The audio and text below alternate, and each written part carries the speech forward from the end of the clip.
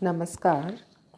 मैं डॉक्टर अंजू अग्रवाल आपके समक्ष प्रस्तुत हूँ। हम बीए पार्ट तृतीय में राजस्थान विश्वविद्यालय के द्वारा पाठ्यक्रम में शामिल कवियों की पद्यांश की व्याख्या कर रहे हैं। आज हम नए कवि की व्याख्या करेंगे। कवि का नाम है गजानन माधव मुक्तिबोध। गजानन माधव मुक्तिबोध की कविता जन जन का चेहरा एक हमारे पाठ्यक्रम में शामिल है। गजानन माधव मुक्तिबोध आप लोगों ने नाम सुना होगा। गजानन माधव मुक्तिबोध हिंदी साहित्य के बहुत ही प्रखर कवि हैं।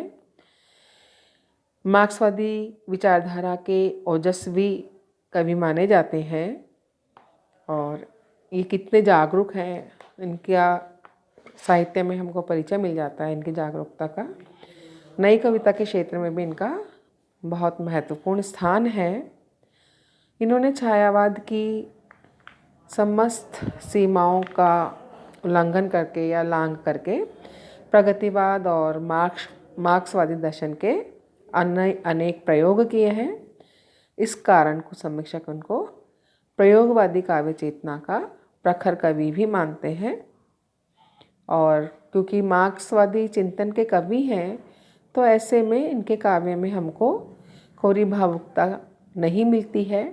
काव्य में हमको जीवन संघर्ष और जीवन के संघर्ष से उत्पन्न जो जटिलताएं हैं, वो जटिलताएं हमको इनके काव्य में, जटिलताओं की सहज अनुभूति या सहज अभिव्यक्ति हमको इनके काव्य में दिखाई देती है। विविध भाव सामाजिक तत्वों के इनमें प्रतीकात्मक अनुभूति भी हमको दिखाई देती है। और मुक्तिबोध का चांद का मुंह टेढ़ा है काफ़ी चर्चित काव्य संग्रह है, जो कि आपने भी सुना होगा। तो इस प्रकार से बहुत ही तीक्ष्ण और विशिष्ट व्यक्तिवाद लिए हुए, मार्क्सवाद का दर्शन लिए हुए कवि मुक्तिबोध की कविता हमारे इस पाठ्यक्रम में संकलित की है, जन जन का चेहरा एक। इसकी व्याख्या आज हम करेंगे। चाहे जिस देश प्रांत पुर का हो, जन जन का चेहरा एक। एशिया की, यूरोप की, अमेरिका की गलियों की धूप एक। कष्ट दुख संताप की चेहरों पर पड़ी हुई झुर्रियों का रूप एक। जोश में यूं ताकत से बंधी हुई मुट्ठियों का लक्ष्य एक। पृथ्वी के गोल चारों ओर के धरातल पर है जनता का दल एक, एक पक्ष। जलता हुआ लाल की भयानक सितारा एक। उद्दीपित उसकी विकराल सा इशारा एक। गंगा में, इरावती में, मीनाम में अपार अकुलाती हुई नील नदी अमेज़न मिसौरी में वेदना से गाती हुई, बहती बहाती हुई जिंदगी की धारा एक। तो यहाँ पर मुक्तिबोध कवि जो हैं, उन्होंने इसमें विश्व बंधुत्व और मानव एकता की भावना का चित्रण किया है। और यहाँ पर कवि मुक्तिबोध देश की सीमाओं से उठकर के सार्वभौमिक सत्य का निरूपण कर रहे हैं। साम्यवाद का भी, मार्क्सवाद का भी एक सिद्धांत है जिसमें इन्होंने पूरे संसार को, पूरे विश्व को एक ही माना है और एक ही समाज जिसमें कि शोषक और शोषित दो ही इन्होंने वर्ग किए हैं इस पूरे विश्व समाज के। यहाँ पर भी मार्क्सवादी दर्शन का हमको असर दिखाई देता है, प्रभाव दिखाई देता है, जिसमें कि कवि मुक्तिबोध ने समस्त संसार को, सारे जन जन को एक माना है। कवि कहता है कि चाहे व्यक्ति या मानव किसी भी देश का, किसी भी प्रांत, किसी भी नगर का निवासी हो, परंतु प्रत्येक व्यक्ति का चेहरा एक है, उसका मानवीय आकार एक है। अर्थात उसमें हमको कोई और अलगाव दिखाई नहीं देता कि वो एशिया, यूरोप, अमेरिका कहीं भी हो। जैसे वहाँ की गलियों में गलियों में फैलने वाली धूप एक है, उस धूप में कोई अंतर नहीं है, चाहे वो संसार के किसी भी स्थान पर हो। वैसे ही इस संसार के समस्त व्यक्ति भी एक सा ही चेहरा लिए हुए हैं, एक से ही भावनाएं लिए हुए हैं। कष्ट, दुख, संताप की चेहरे पर पड़ी हुई झुर्रियों का रूप एक, कि सभी जो लोग हैं उन सब के चेहरों पर कष्ट की, दुखों के, संताप या वेदना के कारण जो भी झुर्रियाँ पड़ गई हैं, दुख की झुर्रियाँ पड़ी हुई हैं, या दुख से मानव के चिंता के कारण जो झुर्रियाँ पड़ी हुई हैं, उन झुर्रियों का रूप भी एक सा ही है, चाहे वह किसी भी देश का व्यक्ति हो।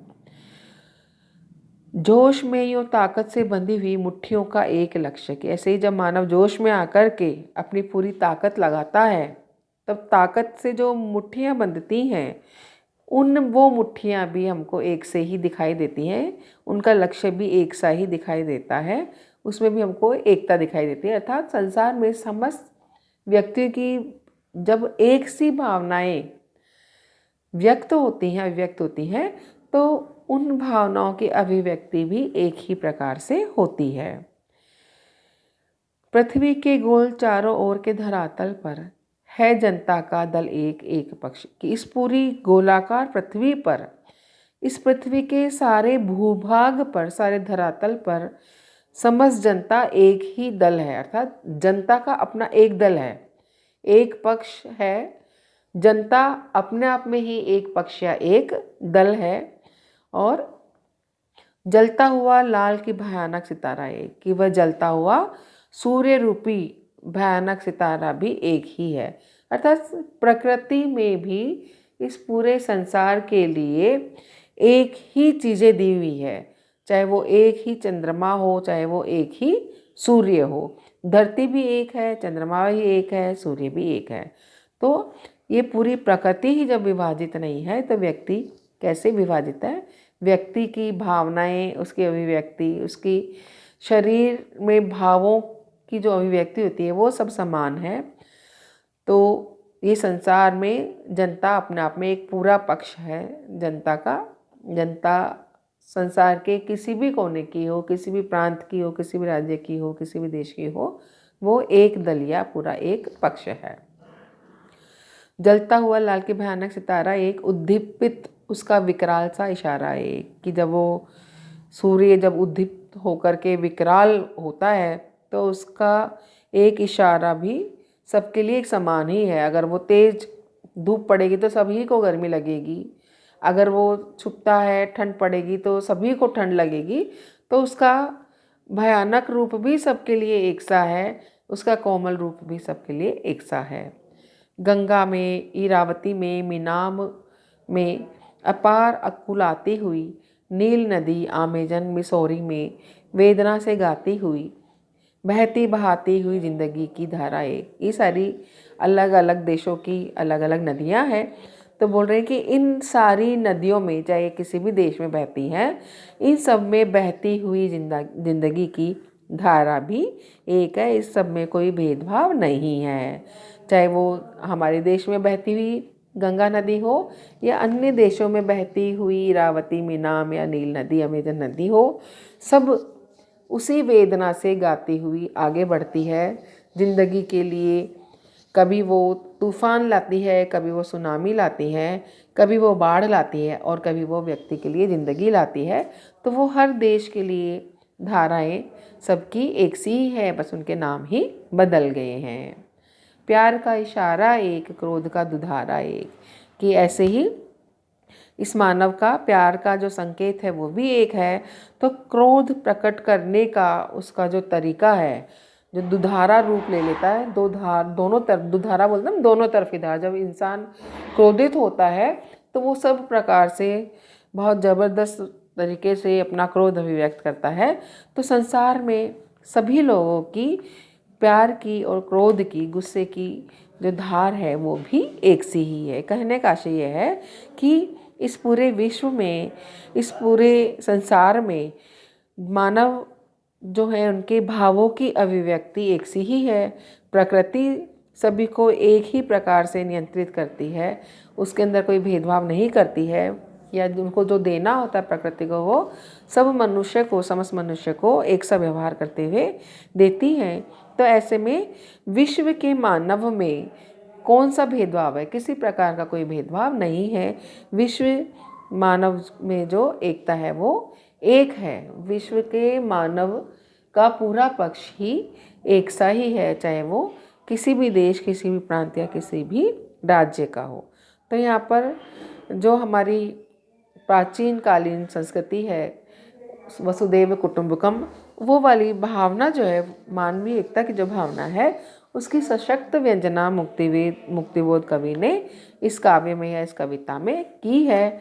और जो जातिवाद, दलवाद, वर्गवाद, क्षेत्रवाद आदि जो हैं, इन सब पर उन्होंने मनुष्य जाति की एकता के द्वारा प्रहार किया है। आज के लिए इतना ही। कल के व्याख्यान को हम आगे दूसरे व्याख्यान में बढ़ाएंगे। धन्यवाद।